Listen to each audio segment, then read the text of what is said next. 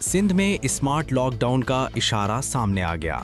वजीर बल्दियात सिंध नासिर हुसैन शाह ने सक्खर में मीडिया से गुफ्तगू के दौरान कहा है, कल की तकलीफ से बचने के लिए आज इक़दाम करना पड़ेंगे। मुल्क में हालात मामूल के मुताबिक नहीं। ईरान जंग तवील हुई तो पाकिस्तान मुतासिर होगा, लिहाजा पेट्रोलियम मसनूआत के मुमकिना बहरान के पेश नज़र सिंध में स्मार्ट लॉकडाउन पर गौर किया जा रहा है। अगर जंग लंबी हुई तो मुश्किल में सब आएंगे। दूसरी जानिब सूबाई वज़ीर इत्तलाआत शर्जील इनाम मेमन ने कहा है कि हुकूमत सिंध वफाकी हुकूमत के तमाम फैसलों पर अमल कर रही है और मज़ीद अहम फैसले भी किए जा रहे हैं ताकि मौजूदा सूरत हाल से मौसर अंदाज में निपटा जा सके।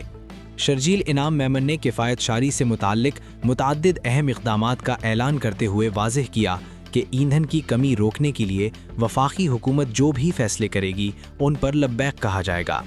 सिंध काबीना ने 3 माह की तनख्वाह न लेने का फैसला किया है, जबकि जुमे के रोज़ वर्क फ्रॉम होम का फैसला भी किया गया है ताकि ईंधन की बचत मुमकिन बनाई जा सके।